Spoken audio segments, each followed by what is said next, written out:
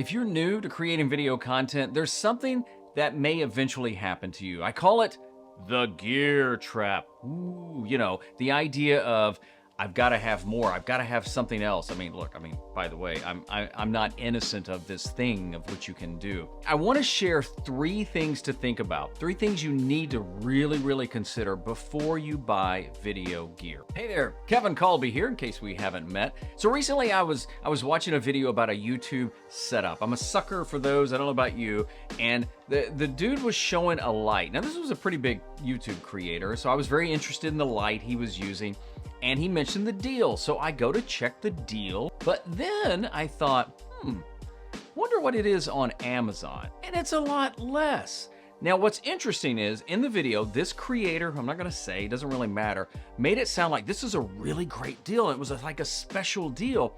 But the reality of it is, I found it on Amazon cheaper and with a coupon code. So I ended up, I bought it. Full disclosure, I bought it.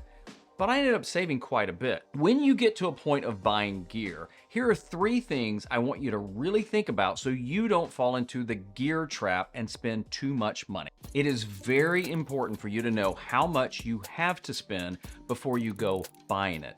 Because it's easy for people to say, hey, what's the best camera? In fact, all you gotta do is go to Google and type best camera for. We'll just pick YouTube and look at all the things that pop up. There are tons of articles and videos about that. Well, if you're looking for a camera and you don't know how much you have to spend or how much you can spend, you can easily start buying too much. So always make sure you have a budget in mind and stick to that budget. Look, I buy the majority of my stuff on Amazon, but I still shop around.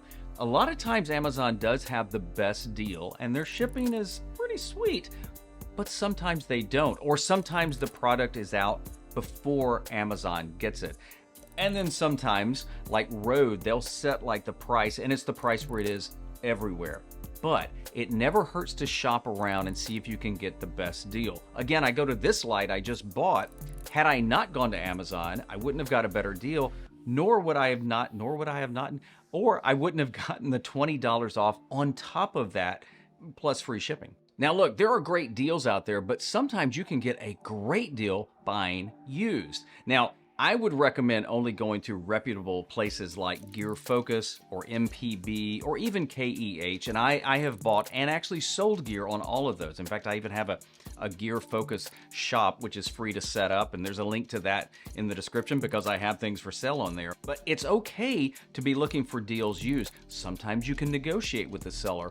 Most of these places, especially like MPB and KEH, they offer warranties and guarantees so you can actually get the item for a lot less, try it out, and if it doesn't work or there's an issue with it, send it back and get your money back. And here's a bonus tip. Just use what you've got. If you're low on cash or you're really not sure, just use what you've got. I used to preach against using the built-in camera on the laptops. It's still not a great camera, but if that's all you've got, better to use it and create than not and keep waiting. So I hope these tips help you. If you have any questions or comments, leave them below. Consider subscribing and liking. Check out the video coming up next, and remember to keep creating because the world needs you. See you next time.